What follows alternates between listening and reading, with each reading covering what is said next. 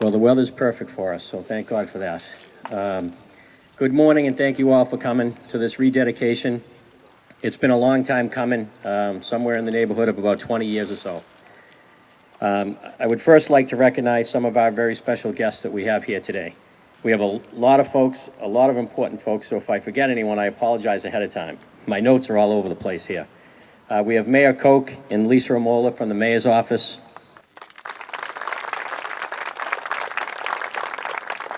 State Senator John Keenan. Former Quincy Housing Authority Commissioner Arthur Wahlberg. Former City Councilor Leo Kelly and Quincy Housing Authority Board of Commissioner. Connie Driscoll from the Community Preservation. Kathy Quigley from the Neighborhood Community Center. Cynthia Sierra from Manad Health, right here on the circle. And George Bouchard from Quincy Veteran Services. Taki Chan and Ward 1 City Councilor Dave McCarthy are both very sorry that they couldn't be here, but as always, they support the Quincy Housing Authority and everything that we do. Today is a very special day for many reasons. We have a POW flag here today to honor those who were prisoners of war and those who are still missing in action. What better segue to a very special guest that we have here today. Ladies and gentlemen, if I could ask you to please rise. State Police Sergeant Dan Clark will begin us with a very special presentation of the national anthem. Sergeant Dan Clark, was a sergeant for the State Police as well as for the U.S. Marines. He has sung the national anthem with the Boston Pops, the Red Sox, the Celtics, the Patriots, the Bruins, and the Marines in Washington, D.C. So, Dan, thank you very much. Ladies and gentlemen, before I begin my presentation, I respectfully request that we have a moment of silence for those men and women who are POWs and who have never returned to this great nation.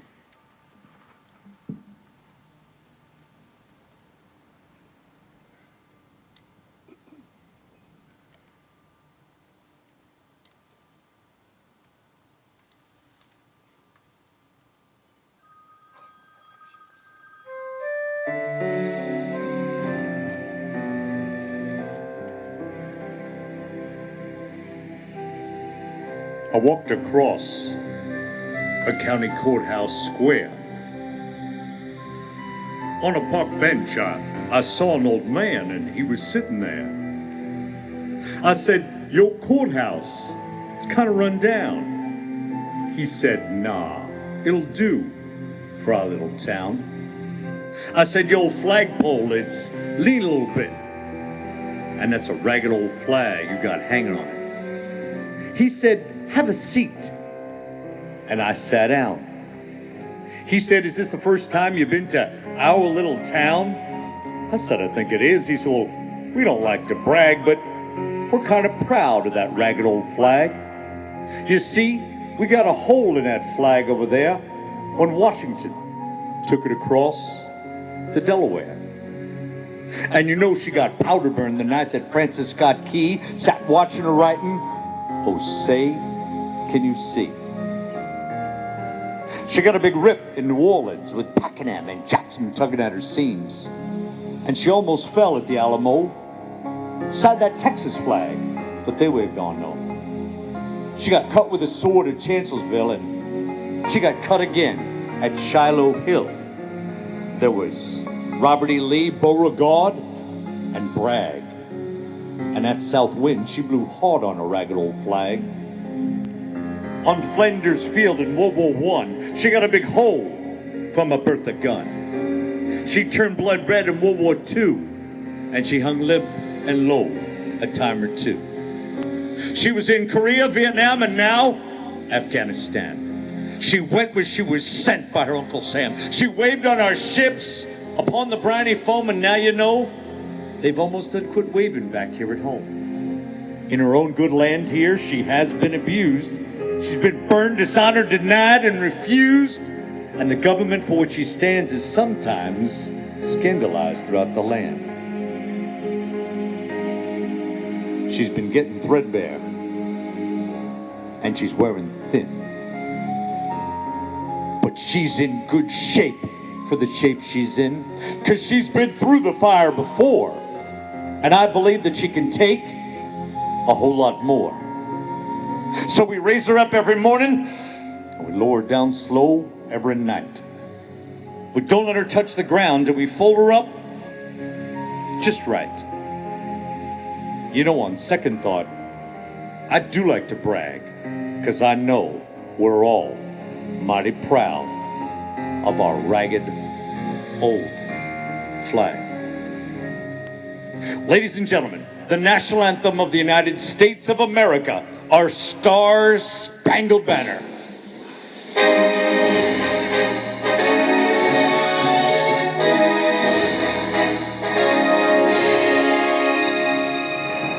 Oh, say, can you see by the dawn's little light what so proudly we hailed at the twilight's last gleaming, whose broad stripes and bright stars through the perilous fight o'er the ramparts we watched, oh, so gallantly streaming, and the rockets a red glare, the bombs bursting in air, gave proof through the night that our flag was still there. Oh, say does that star-spangled banner yet wave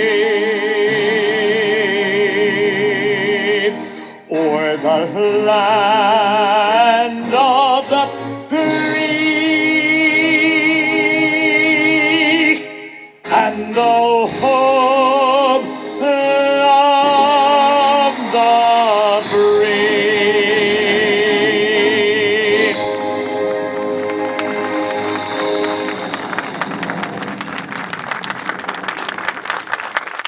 If I could ask you to remain standing, please. We're going to have Senator Keenan lead us in the Pledge of Allegiance. And had I known that was going to be like that, I would have never had him go before me. There's nothing I can do with that. Thank you. Good morning. Please join us in the Pledge of Allegiance.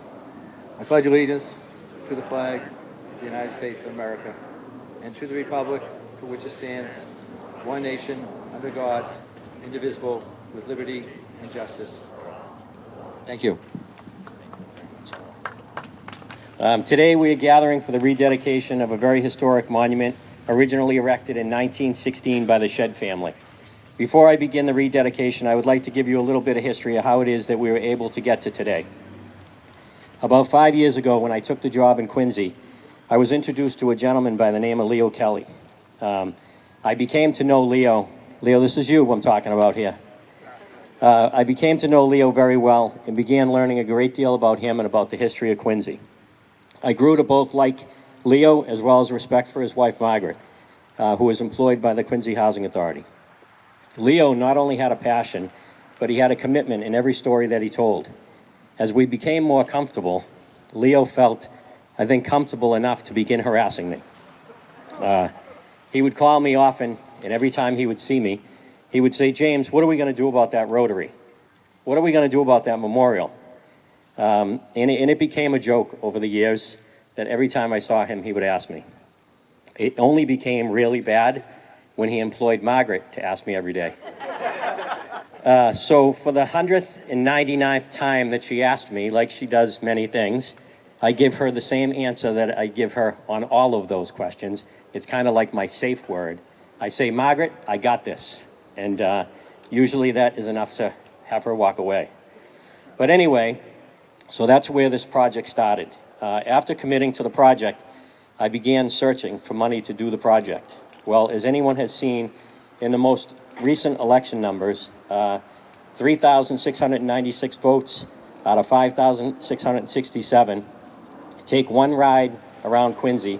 You can see all the positive new construction. You see the increased home values going up in the city. You see the new parks.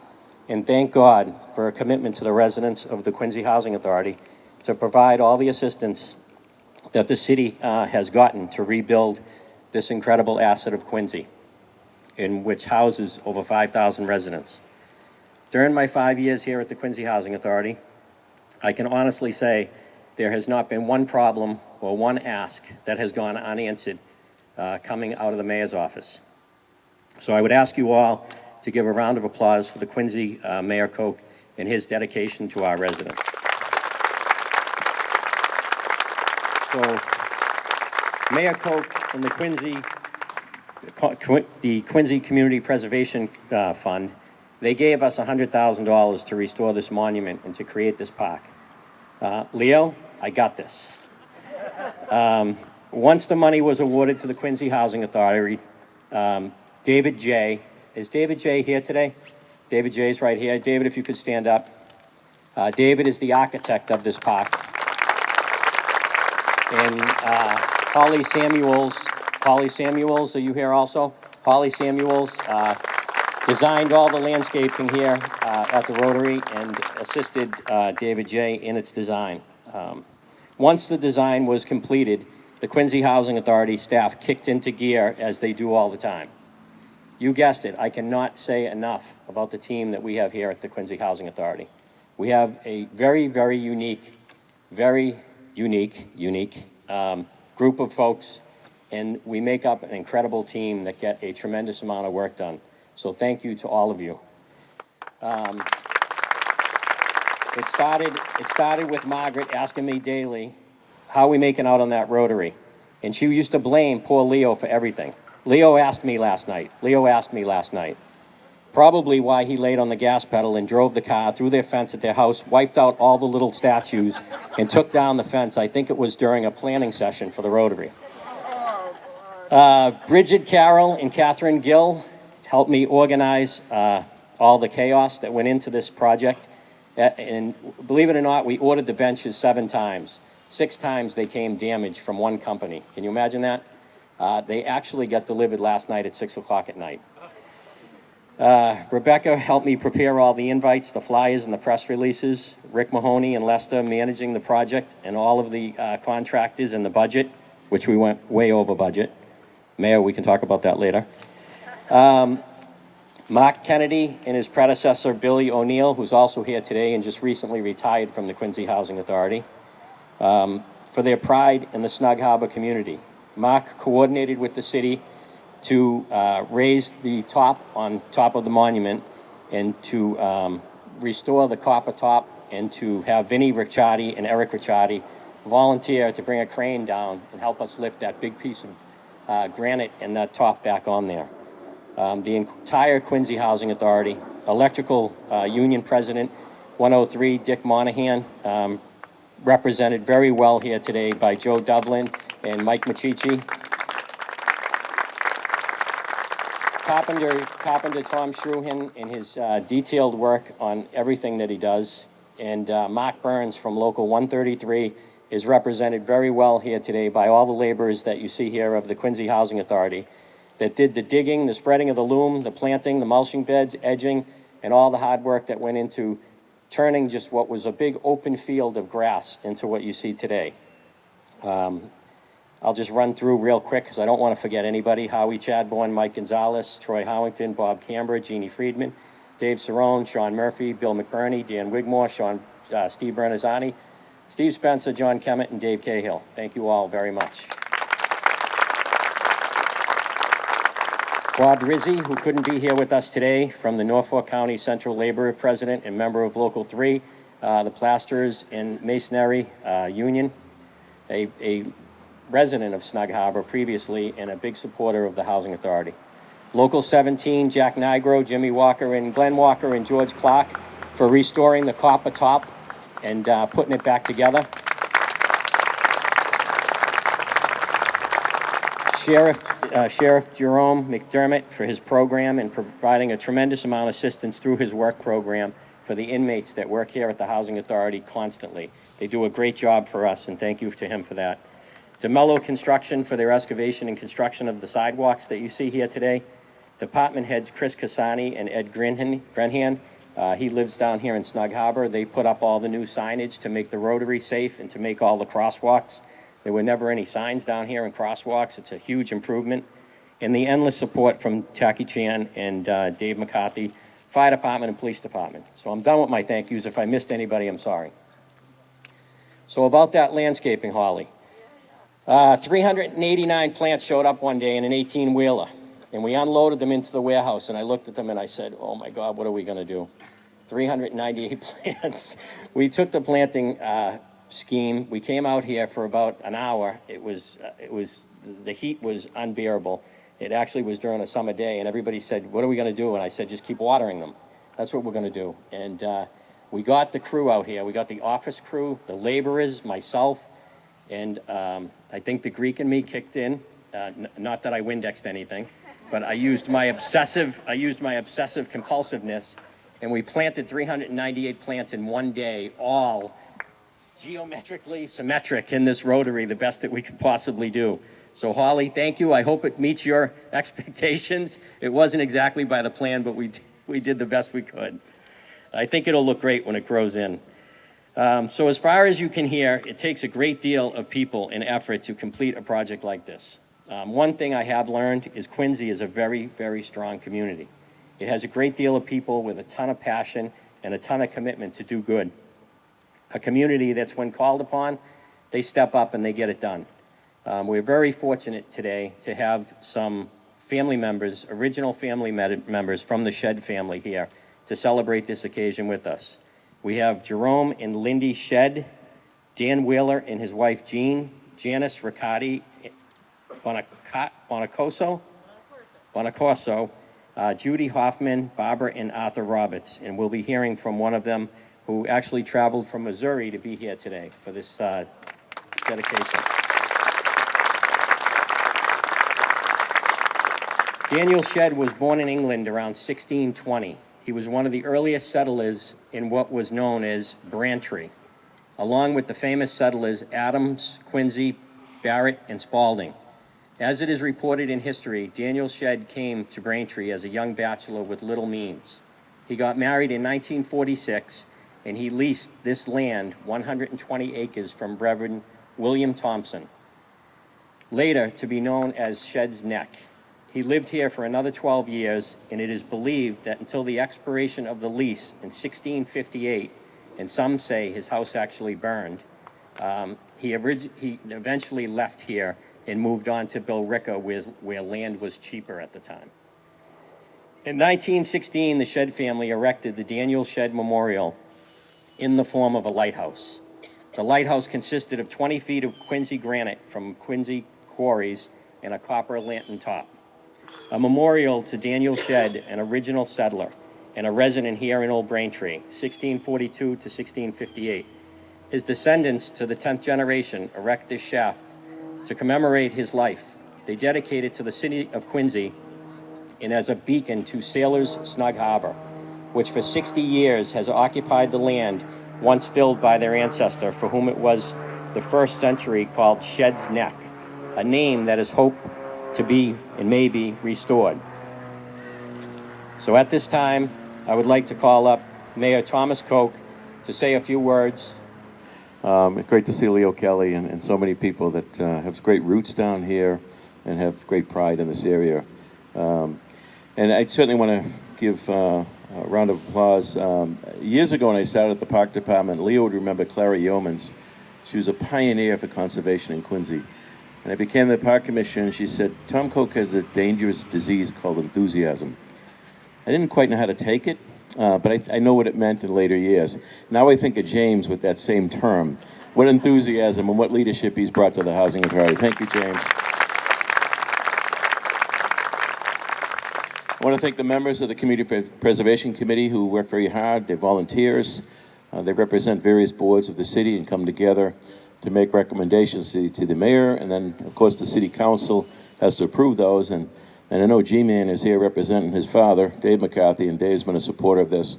He is away in business. He would love to have been here. You know, the beautiful monument that's here, it reminds me, I know, and I say this in respect to our faith, but the tradition in the Christian churches at Easter time is to light the Paschal candle. And that Paschal candle becomes a symbol for the light of Christ to dispel darkness and so forth.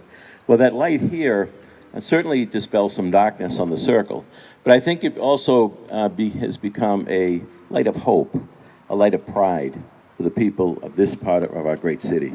And I know that generations to come will really come to appreciate this now that it is fully restored to its original grandeur. We appreciate all the folks that have touched this project over the years and made it happen today. And on behalf of the city, I certainly want to bring the greetings to the Shedd family, members of the Shedd family. You know, with all the investment we have going on in the city right now, and I know not everybody loves all that's happening, but there's significant investment going on. Daniel Shedd really was one of the first investors when you look at it. History, you talked about the Reverend, there's also a history that talks about Edmund Quincy granting this tract of land to Daniel Shedd, but he had to borrow money to actually acquire this piece of land. So one could say he was one of our earliest investors. The other thing I did want to mention, it's great to see Sergeant Clark. Today is National POW Day. And in a few weeks, we're going to be dedicating a section of Arlington Street to Captain Richard Stratton. Captain Stratton lives in Florida. He's in his late 80s now. He was a graduate of North Quincy High School, went on to serve, and in Vietnam was shot down, and he was a prisoner of war for over 2,000 days. That's where he met in prison another graduate of North Quincy High, Alan Bredno, who graduated from MIT, was going to be an astronaut. And they told him you got to do some flights before you go down that road, and he was shot down, and he's one of the longest serving POWs in our nation's history. He spent more than 7.5 years in Vietnam. These guys were beaten, tortured each and every day. And Captain Stratton once said in one of his remarks, "We never lost hope because we believed in God and we believed in the American people. They wouldn't let us down." He came back to continue to serve. Unfortunately, when Bredno came home, there weren't the services that we have today for our veterans. He took his own life within 3 months. He just couldn't make the adjustment. So it's always important, and we're mindful of the great sacrifices so many have made to allow days like this to happen. So thank you for everybody involved. God bless each of you, and God bless the United States of America. Thank you. We have an award for you, and it says, Quincy Housing Authority honors Mayor Thomas Koch for his commitment and enhance to the community, his leadership, and his dedication to the residents of the Quincy Housing Authority. This is embarrassing. I'm just doing my job. Thank you, James. Thank you. And we have a member here from the Community Preservation. We have Connie Driscoll from Community Preservation. You out there? There you are there. And also Scott Campbell, who sits on the Community Preservation. We have an award for the Quincy Community Preservation. It says the Quincy Housing Authority honors the Quincy Community Preservation Committee for their commitment and dedication in support of the Quincy community and the Quincy Housing Authority. So on behalf of the Quincy Housing Authority, thank you.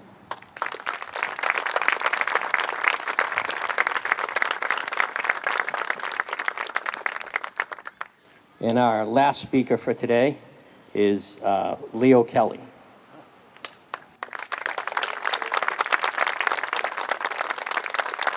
Leo Kelly, former city speaker, president, Ward 1 councilor, a member of the Quincy Housing Authority Board of Commissioners, a Quincy Housing Authority product manager, a husband of the famous Margaret Milne, and a friend. Leo, I hope you're happy today. Good. Good morning, everyone. Welcome to my very special place. Over the years, I've had a long, ongoing love affair with Germantown. 75 years ago, my brother Jack and I cut rhubarb and 2 big tomatoes right here.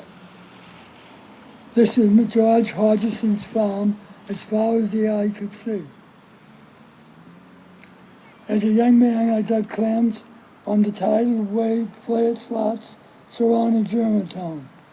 As a slightly older man, I elected to the Quincy City Council, serving 5 terms. One of them as council president.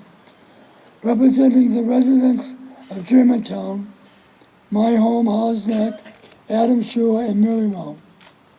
As an older man, I served as the project manager for the Quincy Housing Authority, assisting residents of Germantown with their tenancy. As an even older man, I was elected again to the Quincy City Council, serving 4 terms, representing the same areas I served 20 years ago. As an even older man, I served at the Quincy Housing Authority's Board of Commissioners.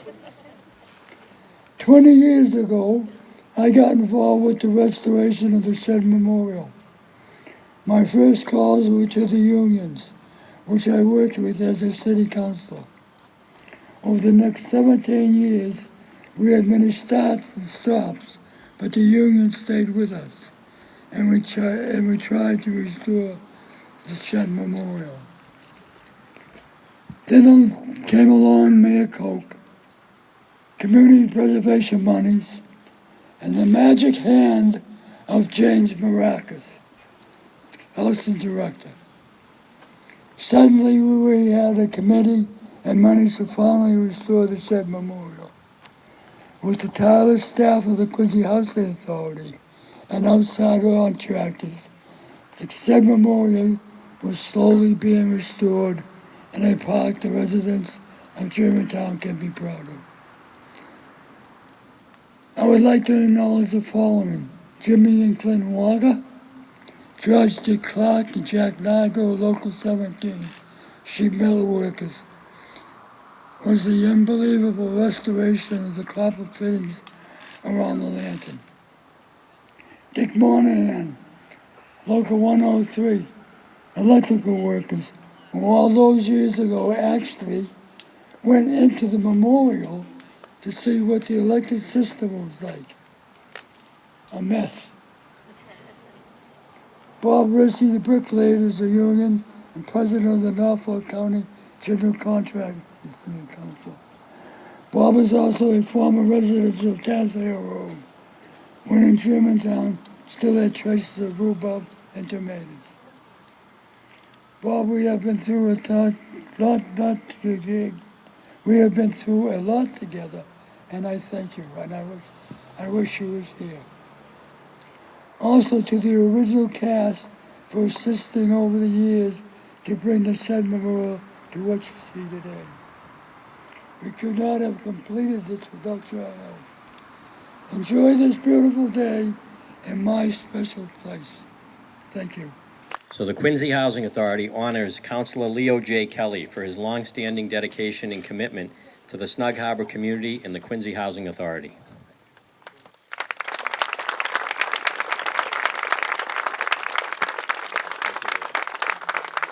So I also just want to say that Leo and Margaret donated the beautiful granite stone that you see over there on the left side of the Rotary. It says, "Welcome to Snug Harbor." So Leo and Margaret, thank you very much for that also. Ladies and gentlemen, you definitely have to join me in a song that was written by a lady right from the Commonwealth of Massachusetts. Before every Boston Marathon, I tell the story about her because she was one of the first literary professors at the Great Wellesley College. She traveled this great nation. She made it all the way out to the Rocky Mountains, to Pikes Peak. And in 1893, she climbed Pikes Peak while seated on the back of a mule. She got on top of the mountain. She looks back over this nation. She is so moved by everything that she sees, she writes a poem. That poem was put to music. It is so beloved, many people think that this song should actually be our national anthem. If you go down to Falmouth, Massachusetts on Cape Cod, right in front of the public library, there's a beautiful statue of this young lady in her honor. Her name is Catherine Lee Bates from the Commonwealth of Massachusetts, and she wrote, "America the Beautiful." Please join me.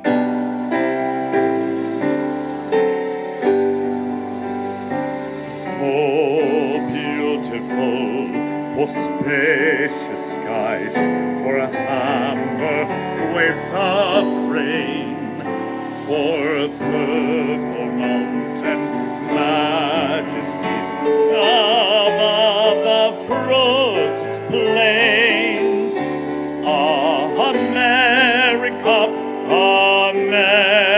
America, God shed his grace on thee, and crown thy good with brotherhood from sea to shining sea.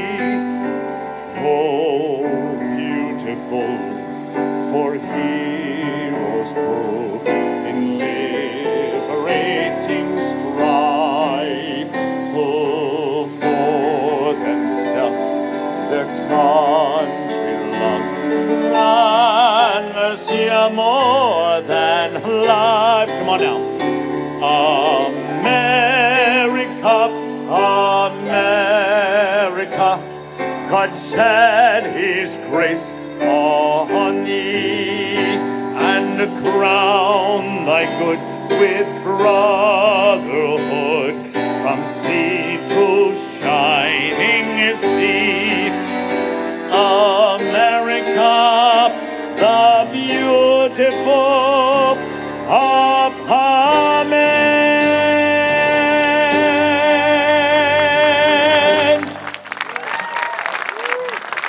Barbara Roberts, one of the original Sheds, would like to say a few words before you depart.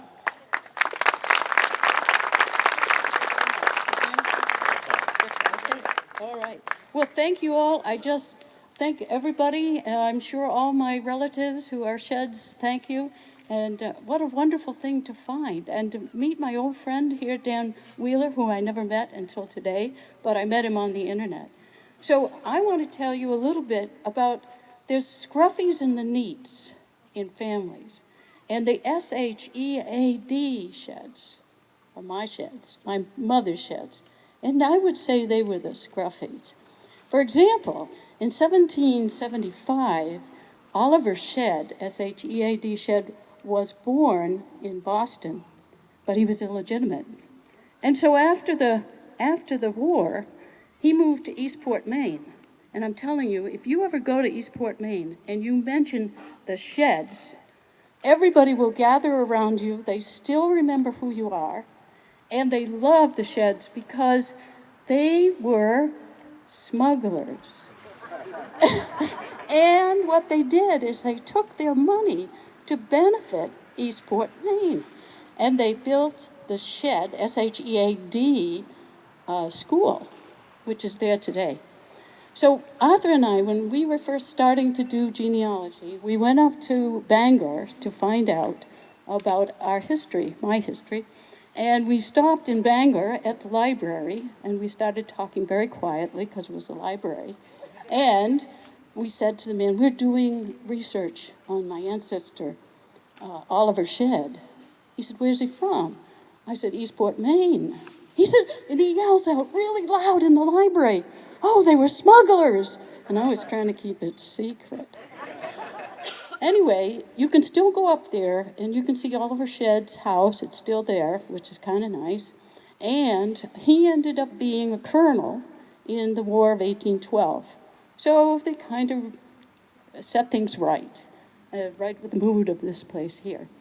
I have to tell you also about my great-grandfather, Loring Wheeler Shedd, S-H-E-A-D, Shedd. He was of the family that was a smuggler. And so he went to Savannah just before the Civil War to set up a smuggling thing down in Savannah because remember, Georgia and Florida are just kind of there, and Florida was with the Spanish for a while, so it was kind of a good place to do smuggling. So the Civil War started, and they said, you know, you either fight with us or you go to jail. And he said, I don't want to go to prison. So he ended up fighting with Cobb's Legion, spent the whole war with the Georgians. He was in Petersburg at the end. So I guess he knew General Lee, or at least from a distance he knew General Lee. And so he walked off the picket line at the end because it was getting pretty dangerous in Petersburg and was shipped back to Eastport, Maine. So we know that's who it was. And when my aunt was 100 years old, when she died at 100 years, but she remembers when she was 6, walking in Boston in the parade with her grandfather, my great-grandfather, and he wore his Confederate uniform. And she said, "Oh my gosh, we were on the wrong side." Thank you all.